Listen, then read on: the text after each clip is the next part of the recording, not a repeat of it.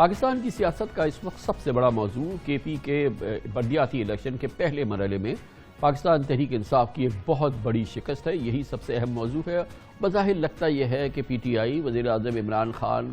ٹٹولنے کی کوشش کر رہے ہیں کہ ہوا کیا ہے اور کون کون اس کا ذمہ دار ہے۔ آج ان کی ملاقات ہوئی وزیر اعلیٰ محمود خان سے۔ اطلاعات کے مطابق وزیر اعلیٰ محمود خان نے اپنے علاوہ کئی دوسری شخصیتوں کو اس عبرتناک شکست کا ذمہ دار ٹھہرا دیا ہے اور باقاعدہ ثابت کیا ہے کہ دراصل پی ٹی آئی کی ناکامی کے ذمہ دار کے پی کے گورنر شاہ فرمان، اسپیکر قومی اسمبلی اسد قیصر، شہرام ترکی، تیمور جھگڑا اور کامران بنگش سمیت 4 صوبائی وزراء 11 اراکین اسمبلی اس کے ذمہ دار ہیں۔ گویا کہ پاکستان تحریک انصاف کئی دھڑوں میں تقسیم تھی، یہ کئی دھڑے آپس میں ایک دوسرے سے ٹکرا گئے اور پاکستان تحریک انصاف کے سیاسی مستقبل کو کم از کم وقتی طور پہ پاش کر دیا۔ یہی وجہ ہے کہ پشاور، مردان، سوابی، بنو، ڈی آئی خان اور دیگر اضلاع میں پی ٹی آئی کو بدترین شکست ہوئی ہے اور آج اسی شکست پر وزیر اعظم سے وزیر اعلیٰ کی بات ہوئی ہے۔ آج وزیر اعظم عمران خان کو خیبر پختونخوا کے وزیر اعلیٰ جناب محمود خان سے جو ملاقات کی ہے، وہاں پر پشاور سمیت صوبے کے 4 اہم شہروں میں پی ٹی آئی کے میئر منتخب نہ ہونے کے انہوں نے اپنے تئیں اسباب بتائے ہیں اور یہ فیصلہ کیا ہے کہ آئندہ مرحلے پہ جب انتخابات ہوں گے ان کو کیسے کامیاب بنایا جا سکتا ہے۔ کے پی کے الیکشن یقیناً ایک بہت بڑا دھچکا ہے پی ٹی آئی کے لیے پورے پاکستان میں۔ خیبر پختونخوا بلدیاتی الیکشن میں پی ٹی آئی کی شکست کے عوامل سے متعلق انکوائری میں ہر ضلع کی سطح پر ذمہ داروں کا تعین کیا گیا ہے اور انکشاف کیا گیا ہے کہ پی ٹی آئی کی شکست کی بنیادی وجہ مہنگائی کے علاوہ ٹکٹوں کی تقسیم میں گورنر شاہ فرمان، اسپیکر قومی اسمبلی اسد قیصر سمیت 4 صوبائی وزراء اور 11 اراکین اسمبلی کی باہمی چپقلش بھی ہے۔ بتایا گیا ہے کہ بعض ارکان قومی اسمبلی اور صوبائی اسمبلی کی جانب سے تحریک انصاف کے نامزد امیدواروں کو سپورٹ نہیں کیا گیا۔ میئر پشاور کا ٹکٹ گورنر شاہ فرمان، کامران بنگش اور تیمور سلیم جھگڑا کی سفارش پر دیا گیا، جس پر ارباب شہزاد خاندان نے مخالفت کی۔ مردان کے تمام ٹکٹ عاطف خان کی سفارش پر دیے گئے تھے، جبکہ سوابی میں تمام ٹکٹ اسپیکر قومی اسمبلی اسد قیصر اور صوبائی وزیر شہرام ترکی کے نامزد کردہ امیدواروں کو دیے گئے۔ متھرا میں ارباب نور عالم اور ایم پی اے ارباب وسیم کو شکست کا ذمہ دار قرار دیا گیا ہے، جبکہ تحصیل بڈبیر میں گورنر شاہ فرمان اور ایم این اے ناصر موسیٰ زئی کے درمیان اختلافات کو ناکامی کی وجہ قرار دیا گیا ہے۔ یہ بھی اطلاعات ہیں کہ پی ٹی آئی نے مخالف امیدواروں کو سپورٹ کرنے پہ اراکین قومی اور صوبائی اسمبلی کے خلاف چارج شیٹ بھی تیار کی ہے۔ متعلقہ ایم این ایز اور ایم پی ایز کو پہلے شو کاز نوٹسز دیے جائیں گے اور ممبران کے خلاف تعدیبی کارروائی کی جائے گی، مگر یہ سب کچھ اس وقت ہو رہا ہے جب نتیجہ آ چکا ہے، پی ٹی آئی کو شکست ہو چکی ہے۔ سوال یہ ہے کہ ان معاملات پہ اس وقت غور کیوں نہیں ہوا جب الیکشن کی تیاریاں کی جا رہی تھیں اور اب ان وجوہات کو ٹٹولنے کی کوشش کی جا رہی ہے جب ایک شکست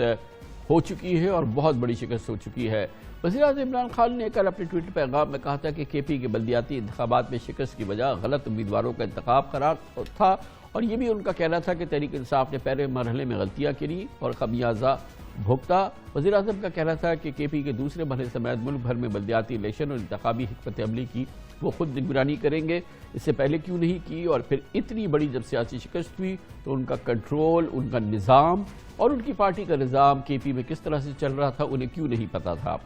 اس موضوع میں بات کرنے کے لیے پشاور جاتے ہیں جہاں پر موجود ہے عابد حمید جو ہمارے پشاور میں بیورو چیف ہے۔ بہت بہت شکریہ عابد حمید صاحب۔ یہ بتائیے کہ یہ فی الحال تو وزیر اعلیٰ محمود خان پرائم منسٹر سے ملے ہیں اور انہوں نے اطلاعات کے مطابق یہ ساری بات کی ہے، لیکن بہرحال وزیر اعلیٰ خود بھی تو بری الذمہ نہیں ہے اگر اتنی بڑی شکست ہوتی ہے کے پی میں پی ٹی آئی کو۔ بظاہر تو ایسا لگتا ہے کہ سارا ملبہ جو ہے یہ دوسرے لوگوں پہ ڈال دیا گیا ہے اور محمود خان کو بالکل بری الذمہ قرار دیا گیا ہے۔ بالکل کرمل صاحب، آپ نے جو تجزیہ کیا بڑا مختصر لیکن انتہائی جامع ہے۔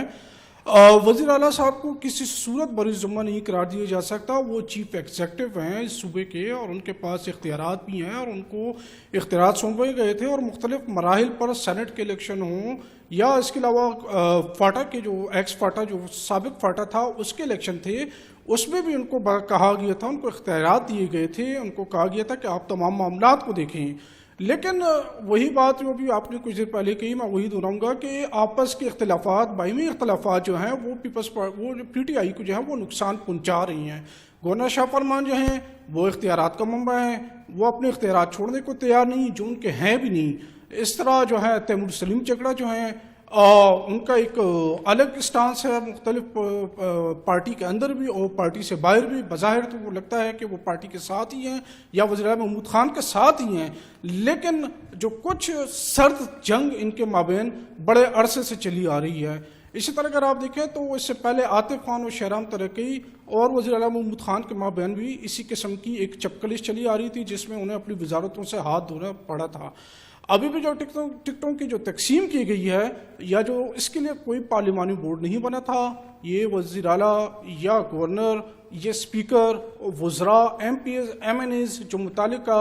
हलकों से मुंतखब हुए थे उनके एमा पर दिए गए, उनके कहने पर दिए गए और पसंद नापसंद पर दिए गए। इसी वजह से पार्लिमानी बोर्ड नहीं था, इसी वजह से इसमें अगर आप देखें तो बहुत लेकिन ये